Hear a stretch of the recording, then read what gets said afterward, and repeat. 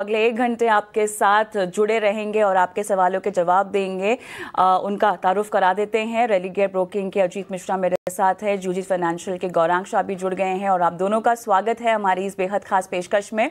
और चलिए, क्योंकि हम ज़ेंडा टेक्नोलॉजीज़ की बात कर रहे थे और नतीजे आ गए हैं, अजीत आपके पास आएंगे। टेक्निकली चार्ट्स को देखकर बताइएगा कि अब यहाँ पर पैसे लगाने की रणनीति भले ही छोटी अवधि के लिए हो या लंबे निवेश के लिहाज से क्या आप कंसिडर करने की सलाह देंगे। अगर फ्रेश बाइंग की सलाह देंगे तो लेवल्स बताइएगा और शॉर्ट टर्म बता रहे हैं तो स्टॉप लॉस जरूर बताइएगा। शुक्रिया कविता देखिए, यहाँ पे जिस तरीके से हम देख रहे हैं कि स्टॉक स्पेसिफिक मूव्स अभी भी मार्केट में जारी है, बावजूद इसके कि पिछले 3 हफ्तों से हम देख रहे हैं कि मार्केट में करेक्टिव टोन है। जेंटेक की अगर बात करें तो यहाँ पे एक ठीक ठाक प्रॉफिट टेकिंग का फेज म्यूटेड वॉल्यूम के साथ देखने को मिल रहा है, तो कहीं ना कहीं कंसोलिडेशन का टोन है। एक अच्छे मूव के बाद एक पॉज जिसे कहते हैं कि वो हम देख रहे हैं स्टॉक में। एक बेस फॉर्म होगा जब 1800 तक के लेवल्स नीचे पे और ऊपर पे करीब 2000, इसी रेंज में ये अभी होवर कर रहा है। तो मेरे हिसाब से शॉर्ट टर्म में बाइंग के लिए भी अभी आपको जल्दी नहीं करनी चाहिए। एक बार 2000 के लेवल को ब्रेक होने दीजिए, उसके बाद एक आपको अच्छा फ्रेश मोमेंटम देखने को मिलेगा जो कि स्टॉक करीब 2300-2350 तक लेके जा सकता है। जिनके पास एग्जिस्टिंग पोजीशन है 1780, उनका एक स्टॉप लॉस होना चाहिए अगर आपका व्यू शॉर्ट टर्म का है तो। शॉर्ट टर्म के नजरिए से आपको ये राय मिलती हुई ज़ेंसार टेक पे। बढ़ते हैं आगे। एसपी सिंह हमारे साथ जुड़े हुए हैं। एसपी सिंह जी नमस्कार, कहां से बात कर रहे हैं?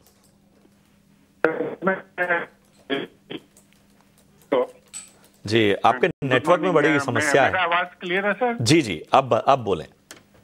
हाँ, मेरे पास 3000 शेयर है कैनरा बैंक के एट द रेट ऑफ 118।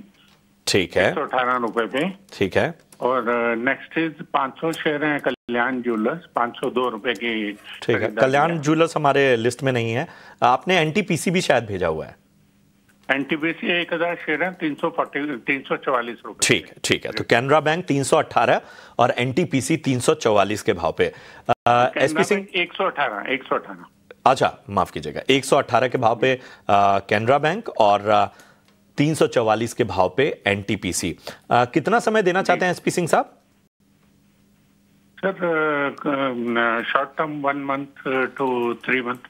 ठीक है, तो शॉर्ट टर्म का नजरिया, इसलिए मुझे अजीत जी आपके पास ही आना होगा। 118 के भाव पे इन्होंने कैनरा बैंक में खरीदारी की हुई है और एनटीपीसी 344 के भाव से, और बहुत ही शॉर्ट टर्म का नजरिया दोनों ही स्टॉक पर लेकर चल रहे हैं। बिल्कुल प्रशांत, देखिए यहाँ पे अभी तक 3-4 दिन पहले तक बड़ा ही डाइवर्स मूव चल रहा था, जहाँ पे कि प्राइवेट बैंक मेजर्स थोड़ा सा बैकफुट पे थे और पीएसयूज काफी अच्छा परफॉर्म कर रहे थे। कैनरा बैंक ने भी एक छलांग लगाई थी अपने रिकॉर्ड इस 52 वीक साइज के पास, जो कि इनका बाइंग प्राइस के एरिया है, वहां तक ये स्टॉक गया और उसके बाद एक शार्प डिक्लाइन इस हफ्ते में देखने को मिला है। करीब 6% के कट के साथ ये स्टॉक अभी ट्रेड कर रहा है। अच्छी बात यह है कि अपने सपोर्ट के काफी नजदीक आ चुका है, तो 104-105 का जो बैंड है वो एक सपोर्ट एरिया है, क्योंकि इनका नजरिया शॉर्ट टर्म का है। मेरे हिसाब से यही इनका स्टॉप लॉस होना चाहिए कि 104 के पास एक स्टॉप लॉस को मेंटेन करें। रिकवरी के केस में 111-112 के पास इनको रीवैल्यूएट करना चाहिए, बिकॉज मुझे लगता है कहीं ना कहीं कंसोलिडेशन का टोन रहेगा और जिस तरीके से अर्निंग अनफोल्ड होंगी वो काफी हद तक फैक्टर इम्पैक्ट करेगा कैनरा बैंक के रिजल्ट्स को। एनटीपीसी यहाँ पे डेफिनेटली बनी रहने की राय होगी। नो डाउट काफी टाइट बैंड में ये भी ट्रेड कर रहा है, बट एक अच्छा टाइम ये ऑलरेडी बिता चुका है इस कंसोलिडेशन में, तो जल्दी इसमें एक स्ट्रॉन्ग ब्रेकआउट देखने की उम्मीद है कि जो कि स्टॉक को 345 के ऊपर ले जाके 360 तक के लेवल्स नियर टर्म में देखने को मिल सकते हैं। तो यहाँ पे बने रहने की राय होगी 335 के स्टॉप लॉस के साथ। चलिए, तो यहाँ पर एनटीपीसी में स्टॉप लॉस के साथ रणनीति बताते हुए अजीत, लेकिन हम आगे बढ़ते हैं। विनोद साहब हमारे साथ फोन लाइन पर हैं। विनोद जी नमस्कार, गुड मॉर्निंग। कहाँ से बोल रहे हैं सर आप? नमस्कार जी पूछिए। वो टाटा केमिकल के बारे में कहा था ना, क्या? अच्छा, सर आपने किस भाव पे खरीदा हुआ है? 750। ओके, आपको कब तक रुकना होगा इसमें? अभी तो रुक सकते, कोई भी अभी तो रुक सकते हैं ना, कोई दिक्कत नहीं है। चलिए ठीक है। ऑलराइट, गौरांग से जुड़ते हैं। गौरांग हाय, गुड मॉर्निंग। विनोद साहब के सवाल का जवाब अगर आपकी कवरेज में हो, इनके पास कोई अवधि को लेकर बाध्यता नहीं है, तो अगर आपकी कवरेज में है तो बताइएगा। और शुरुआत मेरे ख्याल से बाजार की चाल पर आपकी राय के साथ आप कर सकते हैं। बहुत बहुत धन्यवाद कविता जी, आपका सभी को प्रणाम और शुभ प्रभात हमारे तरफ से। तो देखिए, दशा और दिशा दायरे बंद होने की पूरी पूरी संभावना है। निफ्टी की अगर बात करें तो 25,000 के स्तर नीचे के तरफ, 25,200, 25,300 ऊपर के तरफ। झुकाव किस तरफ होगा, तो हम मान रहे हैं कि झुकाव तो ऊपर के तरफ होगा, लेकिन खबरों के आधार पर, खास करके अंतर्राष्ट्रीय स्तर से जो खबरें आ रही हैं उस पर निर्भर होगा। साथ साथ स्थानीय मार्केट में इस नए वित्तीय वर्ष के पहले तिमाही के नतीजे, शुरुआत थोड़ी कमजोर हुई है, इसमें कोई दो प्रश्न नहीं है, लेकिन उम्मीद करते हैं कि आने वाले बाकी जो नतीजे हैं पहली तिमाही के अन्य कंपनियों के, वो थोड़े बहुत सकारात्मक आए। तो झुकाव ऊपर की तरफ है, सकारात्मक नजरिया। शायद अगर हम 25,000 को बचा पाते हैं तो 25,200, 25,300 के तरफ जाने की पूरी पूरी संभावना लग रही। जहां तक प्रश्न है टाटा केमिकल्स का, तो एक छोटा सा डिस्क्लोजर पहले देना अनिवार्य होगा। जो भी लंबी अवधि के लिए बुनियादी तर्क के आधार पर निवेश की राय हम आपके समक्ष रख रहे हैं, ये हमारी रिसर्च टीम की तरफ से। इसमें हमारी कंपनी जियोजित का या हमारा कोई निजी निवेश नहीं है, ना ही किसी प्रकार का वित्तीय लाभ मिलता है और ना ही कोई कॉन्फ्लिक्ट ऑफ इंटरेस्ट। लेकिन इसी प्रकार से राय हमारे क्लाइंट्स को देते हैं, हो सकता है उनका निवेश हो। सकारात्मक नजरिया टाटा केमिकल्स में बने रहने की राय है। और एक चीज कविता जो अब थोड़ी बहुत सुधरती हुई नजर आ रही है, वो है एक्सपोर्ट मार्केट को लेकर के। कोविड के पश्चात चाइना +1, यूरोप +1, उम्मीद थी कि स्पेशलिटी एग्रोकेमिकल्स की कंपनियों को थोड़ा बढ़ावा मिलेगा, लेकिन उसके साथ साथ इन सब कंपनियों में अपनी विस्तार योजनाएं, नए प्रोडक्ट्स लॉन्च करने के लिए R&D में निवेश किया है, और अब वो एक इतिहास बन चुका है। यानी कि अब आने वाले समय में नए प्रोडक्ट जो इन्होंने डेवलप किए हैं, और उसके साथ साथ एक मौका एक्सपोर्ट मार्केट को लेकर के, लंबी अवधि का इनका निवेश है, हम राय देंगे बने रहने के लिए। और अगर गिरावट आती है 900 के आसपास या उसके नीचे, तो लंबी अवधि के लिए निवेश की पूंजी है, तो वो भी आप यहाँ पर थोड़ा बहुत और जोड़ सकते हैं। ये तो फिलहाल आपको रुकने की सलाह टाटा केमिकल्स में, लंबी अवधि का निवेश का प्लान करें, और अगर और भी खरीदने की क्षमता है तो 900 के नीचे अगर आपको भाव मिले तो आप निवेश करने लायक रणनीति और बना सकते हैं। योर स्टॉक में वक्त हो चला है एक छोटे से ब्रेक का, लेकिन गौरांग और अजीत हमारे साथ बने हुए हैं, आपके short term long term stock specific खरीद पर आपको सलाह भी दे रहे हैं। कोई नई इन्वेस्टमेंट करना चाहते हैं तो उस पर भी हमारे दोनों एक्सपर्ट्स आपको राय देंगे। नंबर्स आपकी स्क्रीन पे फ्लैश हो रहे हैं। झटपट एक ब्रेक और उसके बाद फिर जुड़ेंगे दर्शकों के साथ लाइव। और आज हमारे साथ यस सिक्योरिटीज के लक्ष्मीकांत शुक्ला जी जुड़ चुके हैं। लक्ष्मीकांत जी, बताइए ऑप्शन की रणनीति आज के लिए क्या होगी? शुभ प्रभात प्रशांत जी। सो आज के ऑप्शन चैंपियन में हम LTF रिकमेंड करेंगे। अगर हम इसका आवरली का चार्ट देखते हैं तो यहाँ पे एक कप एंड हैंडल का ब्रेकआउट देखने को मिल रहा है 210 के ऊपर। उसके बाद यहाँ पर हमें बुलिश क्रॉस ओवर भी दिखाई दे रहे हैं की मूविंग एवरेजेस में, मेनली 20 और 100 EMA में एक बुलिश क्रॉस ओवर दिखाई दे रहा है। ओवरऑल एक स्ट्रेंथ नजर आता हुआ इस स्टॉक में दिखाई दे रहा है। तो हमें 215 का out of the money call option buy करना है। अराउंड ₹3 के आसपास हमें इसको बाय करके चलना है, और इसमें जो हमारे टारगेट हैं वो आते हुए दिखाई दे रहे हैं ₹5 के, और बाय करते वक्त हमें ₹2 का स्टॉप लॉस मेंटेन रखना है LTF में। तो जो ओवरऑल रिस्क नजर आ रहा है वो आ रहा है अराउंड ₹4,500 का। अगर इसके टारगेट अचीव होते हैं तो जो मैक्सिमम रिवॉर्ड है वो निकल कर आ रहा है ₹8,900 का। करेंगे लक्ष्मीकांत जी इस अहम रणनीति के लिए। तो L&T फाइनेंस पर ऑप्शन की रणनीति आपको बता दी गई, लेवल्स बता दिए गए, लक्ष्य, स्टॉप लॉस, ये सब आपके सामने लक्ष्मीकांत जी ने रखा। लेकिन याद रखिए सेबी का स्टैंडर्ड रिस्क डिस्क्लोजर जो बताता है कि फ्यूचर और ऑप्शन ट्रेडिंग में रिस्क बहुत है, सोच समझकर आगे बढ़ें और अपने वित्तीय सलाहकार यानी फाइनेंशियल एडवाइजर की सलाह जरूर लें। चलिए अगले कॉलर को अपने साथ जोड़ते हैं। जितेंद्र हमारे साथ इस वक्त जुड़े हुए हैं। जितेंद्र, गुड मॉर्निंग, कहाँ से बात कर रहे हैं? सर मैं कल्याण से बात कर रहा हूँ। जी पूछिए अपना सवाल। हाँ, मेरा सवाल है गौरांग साहब से। मेरे पास बजाज फाइनेंस 4,000 क्वांटिटी है 940 पे। ठीक है। पारस डिफेंस है 500 क्वांटिटी। पारस नहीं है हमारी लिस्ट में, पारस नहीं है। कैनरा बैंक आपने भेजा हुआ है? हाँ, कैनरा बैंक है 15,000 क्वांटिटी 112 पे। तो क्या करना है, होल्ड करना है कि प्रॉफिट बुक करना है? कैनरा बैंक 118 गया था, प्रॉफिट बुक नहीं किया, होल्ड करना है कि मेरा लॉन्ग टर्म का नजरिया है? ठीक है, लॉन्ग टर्म के नज़रिए से। और गौरांग सर आपके प्रशंसक हैं। बजाज फिनांस का मैं लेवल बता देता हूं, इन्होंने 940 के भाव पे लिया है। कैनरा बैंक 111-12 के आसपास इन्होंने खरीदारी की हुई है। लॉन्ग टर्म के नज़रिए से दोनों पर राय दीजिए। पहले तो इनका बहुत बहुत धन्यवाद शब्दावली और प्रशंसा करने के लिए प्रशांत भाई। देखिए, हम हमेशा एक बात कहते हैं हमारे चैनल ईटी नाउ स्वदेश के द्वारा अक्सर, कि जैसे निवेश करना एक कला होती है प्रशांत भाई, उसी तरीके से निवेश के ऊपर अगर आपको मुनाफा मिल रहा है तो वो समेटना भी एक कला होती है। आप अगर निश्चित काल के लिए ज्यादा लालच में आकर के और कमाना ऐसा करेंगे तो कई बार ऐसा होता है कि आप औंधे मुंह गिर जाते हैं। अभी ये खुद बता रहे हैं कि ऊपर गया था लेकिन उन्होंने मुनाफा वसूल नहीं किया। लंबी अवधि का नजरिया है, इनके पास दोनों ही शेयर्स की जो क्वांटिटी है, जो आंकड़े हैं, वो काफी अच्छी है और मैं उम्मीद करता हूं कि इनका डाइवर्सिफाइड पोर्टफोलियो भी होगा। तो पहले तो बजाज फाइनेंस पर आते हैं। हाल ही में विभाजन हुआ है शेयर में, स्प्लिट और बोनस का, और दाम में भी एडजस्टमेंट हुआ है। लंबी अवधि का अगर निवेश है तो हमारी रिसर्च टीम की तरफ से राय है कि आप बने रहें। दूसरा प्रश्न मेरे ख्याल से इनका कैनरा बैंक का है। मुझे इनकी आवाज ठीक से सुनाई नहीं दी थी, लेकिन कैनरा बैंक में अगर इनका प्रश्न है तो यहाँ पर भी हमें बने रहने की हम राय देंगे और इनको एक राय ये देंगे कि जैसे जैसे आपको लगता है थोड़ा थोड़ा मुनाफा आपको समेटना चाहिए, आपकी क्षमता के हिसाब से, आपके पास जोखिम झेलने की कितनी क्षमता है वगैरह वगैरह, लेकिन निवेश वित्तीय क्षेत्र में दोनों ही नाम में अच्छा है। और हमें लग रहा है कि खास करके जो वित्तीय क्षेत्र है प्रशांत भाई, वो आने वाले समय में काफी सकारात्मक नतीजे लेकर के आएंगे। ऋण की मांग बढ़ेगी और ग्रॉस और नेट एनपीओ में आप पिछले कई तिमाहियों से कम होते हुए आंकड़े कम हो रहे हैं, नीचे आ रहे हैं और प्रोविजनिंग में सुधार हो रहा है। तो अगर लंबी अवधि का निवेश है, दोनों में बने रह सकते हैं, लेकिन मैंने जैसे कहा, जैसे निवेश करना एक कला होती है, मुनाफा समेटना भी एक कला है।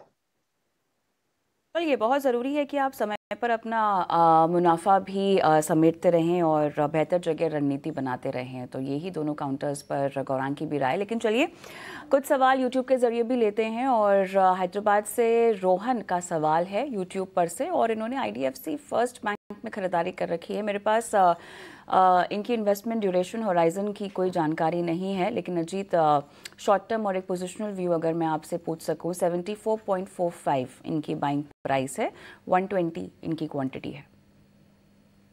देखिए कविता, काफी स्ट्रॉन्ग रिकवरी देखने को मिली है स्टॉक में। अगर हम देखेंगे तो अप्रैल मंथ में करीब करीब ये स्टॉक आपको 50 रुपए के पास ट्रेड करता हुआ नजर आ रहा था, वहां से 75 तक की एक छलांग लगाई और अब एक प्रॉफिट टेकिंग का फेस देखने को मिल रहा है। तो मुझे लगता है कि नियर टर्म में, जैसे कि इनकी बाइंग प्राइस के काफी नजदीक है, 70 का एक स्टॉप लॉस डेफिनेटली मेंटेन करना चाहिए और उसके बाद ये जो ट्रेंड है वो शॉर्ट टर्म के लिए दोबारा से साइडवेज कन्वर्ट हो जाएगा फ्रॉम पॉजिटिव। तो 70 के स्टॉप लॉस के साथ बने रहने की राय होगी। पहला पड़ाव जो कि इनका बाइंग प्राइस का है करीब 74-74.50 के पास रहेगा, वो ब्रेक हो जाने के बाद करीब 80 तक के लेवल्स एंटिसिपेटेड हैं। तो अगर व्यू शॉर्ट टर्म का है तो 80 तक के लेवल्स के लिए होल्ड कर सकते हैं 70 के स्टॉप लॉस के साथ। 70 के स्टॉप लॉस के साथ 80 तक के लक्ष्य के लिए आपको यहां पर बने रहने की सलाह। राकेश कुमार गुप्ता जी हमारे साथ जुड़ चुके हैं। राकेश जी नमस्कार, कहां से बात कर रहे हैं? सपना MP जी, बताइए क्या मदद की जाए आपकी? मेरे पास दो शेयर है कि HDFC बजाज फाइनेंस है, ठीक है, और एक ITC है। ठीक है, बजाज फाइनेंस पे अभी हमने राय दी थी। ITC किस लेवल पे आपने खरीदा है? 436 का। 436 ऊपरी स्तरों की बाइंग है। बजाज फाइनेंस का भी एक बार लेवल बता दीजिए। 872 है।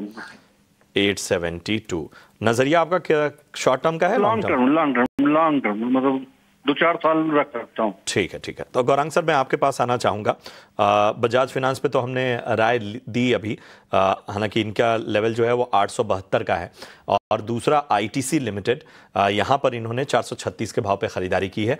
2 से 4 साल का नजरिया मांगने हैं। तो देखिए, बजाज फाइनेंस पर तो अभी टिप्पणी करी और सकारात्मक नजरिया हमारे रिसर्च टीम की तरफ से है, और हमें लग रहा है कि खास करके इनका जो कारोबार है प्रशांत भाई बजाज फाइनेंस का, ये अच्छी तरीके से फैला हुआ है। बड़े शहरों में भी है, मझौले शहर में भी है, छोटे शहरों में भी है, ग्रामीण मध्यम ग्रामीण इलाकों में भी। तो लंबी अवधि का निवेश है तो बने रहे। ITC का जहां तक प्रश्न उठता है तो काफी कुछ खबरें और अनुमान बाजार में लगाए गए थे, जैसे होटल कारोबार को अलग करके लिस्ट किया गया। लोगों को लग रहा था कि बाकी अन्य जो कारोबार है उसको भी धीरे धीरे करके अलग रूप से लिस्ट हो गए, जिससे वैल्यू अनलॉकिंग होने की संभावना बनती। लेकिन हम ये सब टिप्पणियां जो है कारोबार अलग करने की, ये मैनेजमेंट के बुद्धिमत्ता और उनकी विचारधारा पर छोड़ दे तो अच्छा है। सही समय आने पर वो अपना काम करेंगे। बुनियादी तर्क के आधार पर खरीदारी गिरा है। और एक अच्छी बात यह है कि पहले जो योगदान बड़ी तरीके से सिगरेट और तंबाकू पदार्थों से आ रहा था, अब बाकी अन्य कारोबार भी आईटीसी के बैलेंस शीट पर योगदान दे रहे हैं। अगर लंबी अवधि का निवेश है, 4 से 5 साल ये बता रहे हैं, मेरे ख्याल से अगर सही सुना मैंने, तो बने रहे। इनकी समय सीमा काफी लंबी है। एक नम्र विनंती ये होगी कि निरंतर आप जो नतीजे आते हैं उसके ऊपर थोड़े ध्यान दें, नजर दें और समझने का प्रयास करें। तो आपको एक विस्तृत राय आपके दोनों ही स्टॉक पर मिलती हुई, नजरिया दोनों पर पॉजिटिव इस वक्त। चलिए इन सब के बीच में यहां रुकेंगे एक छोटे से ब्रेक के लिए। फॉरन हुए हैं अजीत जी। आईआरएफसी नतीजे शानदार, उसका इंपैक्ट भी हम स्टॉक पर देख रहे हैं। आपने मैनेजमेंट को भी सुना किस तरह की योजनाएं हैं, किस तरह के उनके प्लान्स हैं। इन सारे पहलुओं को देखते हुए आईआरएफसी यहां से आपको कैसा लगता है? बिल्कुल प्रशांत, देखिए लास्ट ईयर हम सबको पता है किस तरीके का मोमेंटम रेलवे रिलेटेड स्टॉक्स में था और आईआरएफसी में भी ऑलमोस्ट वर्टिकल राइज देखने को मिले थे। और पिछले करीब 1 साल से हम देख रहे हैं कि एक प्रॉपर टेकिंग का phase majority of the railway counter झेल रहे हैं। इसका रिफ्लेक्शन आपको आईआरएफसी में भी देखने को मिल रहा है।